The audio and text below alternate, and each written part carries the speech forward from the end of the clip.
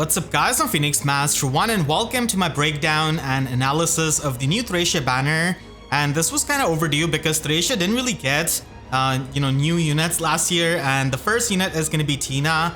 She's a staff infantry unit and she does have a preferred weapon in Thief as her staff. So despite the name, she's not a dagger unit, she's a staff unit, and she does have the dazzling staff built in this weapon, and then it also gives her minus in special cooldown. So that's going to be making Holy Pressure into a 2 cooldown special. And then at start of turn, she's going to be able to steal the bonus status effects from the foe that has got the most amount of bonus status. And then it is going to be neutralizing those status effects on the foe, and you're going to be able to get that to yourself and also distribute it to allies in 2 spaces for 1 turn. So this is going to be making her a really good Aether Raids defense unit, because if you're going to be pairing her up with Embla, then you're going to be turning off the save skills with the feud status, and then you make it pretty hard for the Omni tanks to function with the visible status effects, which are often used in Light Season, for example, and we just have a lot of visible status effects right now. So this is pretty much going to be a counter to that, and she's going to be able to nuke decently well because of her 43 base attack and also 46 base speed, which does have a super boon. So this is going to be also really helpful in Summoner Duels, as for example, I don't think that she's going to be Summoner Duels R type of unit. She's definitely more of the S unit, where you just have it on one of your teams and then check the raid boss teams that may go up against you, and if they don't ban your team with Tina. So there she's going to be also able to provide value, and then she's also going to be inflicting -4 to all of these stats of the foe in 3 rows and 3 columns centered on Tina. So this is an in-combat debuff, and this is really good because she's going to be doubling down on that support, and it can help you get the debuffs on the enemies. And again, this is going to be really good for Aether Raids defense. That's pretty much where you're going to be seeing her quite a lot. And Summoner Duels, the 3 rows and 3 columns range is not that much. And then at start of combat, she's able to get +6 attack and speed to herself in the combat. And then she also deals true damage based on the number of bonus status active on her, which she's going to be stealing from the foe, multiplied by 5. So she can get up to 20 true damage. So for each visible status, she's going to be getting 5 points of true damage. So if you have got 4 visible status effects on her, then you can get 20 true damage per hit. And because she's got really good speed, she's going to be able to double. So that is going to be 40 true damage, either by doubling or by running her with someone like Brattle Katria. So overall, she's going to be bringing some really good value for your Aether Raids defense team. But at times, it is going to be, limiting because she is a staff infantry unit. She doesn't really have access to damage reduction piercing. And there are going to be many tanks with null counter disrupt in their weapon, like Winter Byleth and also Legendary Selif. So she's not going to be able to nuke too hard despite the true damage. But still, she's going to be providing that amazing support to your team.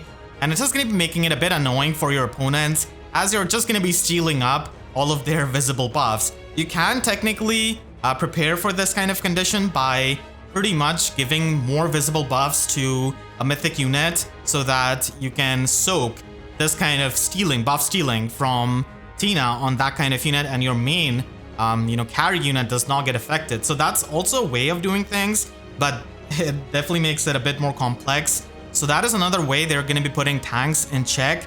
And she does have Nudge as her assist, and also comes with Holy Pressure, which is going to be inflicting gravity. I do like Light's Restraint a bit more, but still this can be helpful. And you can have Attack Speed Ideal on her, which is definitely upgradable to something like Attack Speed Unity for Aether Raids defense usage. And she comes with a new staff skill for the infantry staff units in Wrathful Tempo. So because it has got tempo built in, the other movement types cannot really get it. Only infantry units are going to be able to run it. So that is going to be another skill that I'm going to be giving to my Mercedes. And just like the name suggests, it has got Wrathful Staff built in, and then it can also give you the speed and resistance debuff, and also nullify any kind of guard skills and also any special charging skills of the enemy, like Special Fighter or Pled skill. So it is useful to make sure that you can trigger your specials. And then she's got Infantry Pulse 4, so she's going to be a regular unit in the summon pool, unlike Ascended Zed, who's going to be providing Infantry Pulse 4. And this is going to be really good skill for many of the infantry units, especially for Aether Raids offense usage and arena usage. So that is Tina, definitely the star of the banner, along with Reinhardt, because this kind of buff stealing is really unique, and I love the creativity of her weapon. So if I do get the colorless stones, I'm definitely going to be going for her with my tickets. And I hope that we can get Arcane Staff soon. We do have her stats. As you can see, she does have more resistance. But yeah, Speed Super Boon is going to be the main one. And then we move on to another Infantry Staff unit in Saffy. So she is going to be another unit present on the banner in the same color, but she is a lot slower than Tina and does have a bit more attack. So she does have base 47 attack with a Super Boon, which is quite a lot, and she does come with Repair as her staff. So this is going to be having the Wrathful Staff built in, and she also gets the minus and special cooldown, and then she's going to be able to neutralize any kind of penalty effects on unit and allies in 2 spaces of her, and also heals up 20 HP to those units. So it's essentially even and odd recovery built in and combined, and it also gives you that 20 HP healing. So this can help you many times in Aether Raids defense, where you can get rid of the Schism status and a lot of other status effects which Freyr is not able to cleanse, because the difference between her and Freyr is that Freyr is going to be shutting down any kind of at start of turn skills. So stuff like ploy skills, sabotage skills are going to be getting cleansed, but he's not able to cleanse the effects and the debuffs that you do in the middle of turn, like the Ruse debuff from Aether and then the Schism status, which Saffy is able to completely cleanse. So they do have different kinds of cleansing. The cleansing that Saffy has got is more of a recovery skill, and Freyr's is more of a at start of turn. So she's going to be useful in Aether Raids defense and also just for the general content, because having this kind of healer with the recovery on both even and odd turns is really good, and it can help you in something like chain challenges. She's also able to give out +4 to all of these stats of allies in 2 spaces. So basically a drive spectrum built in the weapon, which is good for supporting. And then finally she's able to get +5 to all of her stats in the combat, and also gets the guaranteed follow-up attack, because she's not really all that fast, and base 31 speed is not going to be doing her too many favors when it comes to doubles, so having this guaranteed follow-up attack does help. And she does have Return Plus as the staff, Holy Panic as the special, which is going to be 1 cooldown, and then Still Water with attack speed ploy. So a lot of people that are building a Valley Dart, this is the ploy skill that you want to give him. It is perfect with his weapon. So it's a pretty good ploy skill to have, and it's also eventually going to be in the holo forms. So there, I think that we're going to be having better use of it. So basically Saffy is going to be stacking up her resistance to provide support. You can even double down with sabotage, attack, resistance in her slot A, and she's able to also cleanse any kind of debuffs and penalties on the allies, and also heal them up for 20 HP.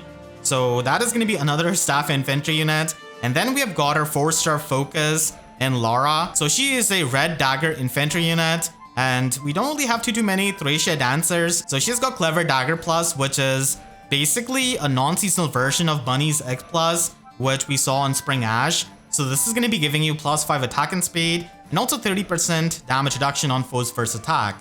So this is a pretty decent dagger, but obviously Arcane Void is going to be a lot better. Unfortunately, Lara is not going to be having enough resistance to run something like Temari Dagger or Ploy skills or even Sabotage skills. She just has like base 24 resistance, which is not enough. So she's going to be stacking her base 44 speed, and she does have the super boon to her base 35 attack. Mainly she's just going to be there as a dancer, and having Rock Slide Dance on a demote unit is going to be helping you quite a lot for foddering off Attuned Peony and her Rock Slide Dance 3. So she does act as a bridge fodder, and she also has Attack Smoke 3. So she's mainly going to be acting as the most available Thracia dancer, because Dancer Reinhardt and Dancer Ishtar are seasonal units. So if you don't really have any kind of dancer for your Thracia roster, then she can help you in resonant battles and also in limited battles. That is pretty much going to be her thing. And then we have got Rearmed Reinhardt. So a lot of people did think that if we had another Thracia banner, they're going to try and have Reinhardt, because he's one of the most popular Thracia characters after Faye, and he is a Blue Mage Cavalier this time as well, just like his original version. But this kind of Reinhardt in his Rearmed version is going to be really fast compared to original Reinhardt. So as you can see, he does have base 45 speed, unfortunately doesn't have a super boon, and he has got Arcane Thunder as his Arcane Blue Tome. So this is going to be another tome for the Blue Mages, especially if they're fast. So it is going to be giving you minus and special cooldown, and at start of combat, if your HP is at or above 25%, then you're able to get +5 to all of your stats, and also +1 special cooldown charge per attack. This means both on enemies' hits and your own attack, you're going to be able to charge up your special. And you're also able to ignore any kind of visible buffs to foes' speed and resistance, which does make it a pretty nice offensive weapon. And then finally, it does have speed-based null follow-up, so you're able to get the null follow-up only if you outspeed the opponent. So I'm going to be making a full video going over the best users of it and the builds that you can run very soon. But yeah, this is going to be a really good arcane blue tome for many of the blue mages like Summer Thracia, for example, who really wants to have this as a Cavalier and get the null follow-up effect. He does have Moonbow as a special, the classic, and then he comes with a preferred slotty skill in Thunder's Fist. So this is going to be giving him +7 to all of his stats, and also gives him true damage based on 15% of his attack, excluding the AoE specials. So they just want you to run Moonbow on him. And then he's able to get the effects in the player phase when he's going to be initiating combat. So he can get 50% damage reduction on foe's first attack, and if the number of spaces moved by him from start position to end is going to be 2 or more, then he's able to get the Brave effect in the player phase. So it is a bit strict when it comes to the Brave effect because you will need to move 2 or more spaces, which is not always going to be possible because he's a Cavalier and he's going to get stopped by trenches and tree tiles and everything. But still, it is a pretty good effect to have, and he's going to be able to get that true damage. The only thing he's missing is damage reduction piercing, which you can provide to him with Legendary Camilla and her status effect. So that is going to be helping Reinhardt quite a lot. And he also comes with the tier 4 version of Speed Resistance Fortress. So the tier 4 versions of Fortress skills are going to be giving you the Canto remaining movement, and minimum you're going to be getting 1 movement, so that is already something better than the Fortress skill. And you also get +7 true damage, including when you're going to be dealing damage with the AoE specials. So this is going to be a pretty good skill to put on many of the cavalry mages for arena usage, like Legendary Veronica, for example, because they really need the Fortress and the Canto, and they're also able to get the true damage while they're at it. And then he has got Defense Res Smoke 3 as the slotsy skill, which is going to be pretty good for setting up that Pathfinder with the Fortress skill. And he's mainly going to be functioning in the player phase, just like original Reinhardt. So if you want to relive the glory days of Reinhardt, then he's going to be a lot more of a modern option. And he can certainly do some good things in the player phase with the Brave effect and the true damage. And of course, because he's a rearmed unit, he's not going to be leaving your barracks when you fodder him. So that is another reason, but he's not going to be able to provide a lot of duplication utility because range Cavaliers have limited skills at their disposal, so you cannot duplicate every kind of different skill, so you'll have to keep that in mind. We also have Hraesvelgr as the enemy unit that we're going to be getting, and she's a blue beast flyer, as you can see, and she also has her preferred weapon and Fighting Claw. So this is going to be a really solid weapon. It does have quite a lot of effects, and her beast transformation is absolutely a sight to behold. She's so cool, and she uses her claws when she's going to be transforming. So Alphonse is going to be having a tough time against this kind of Gen 8 Blue Beast Flyer while he has got a Triangle Adept weapon refine. I really wish they would remix Asuka Trio at this point. But yeah, we have another unit and Perne as the Grand Hero Battle unit, and he's a colorless dagger infantry unit with Blade Royale as his preferred weapon. So he does come with a good preferred weapon, which is going to be making him like a female legendary Shez at home because he's able to get +3 speed, and he is also able to get the visible buffs to his attack and speed, and also get the debuff neutralization status to himself and also allies in 2 spaces.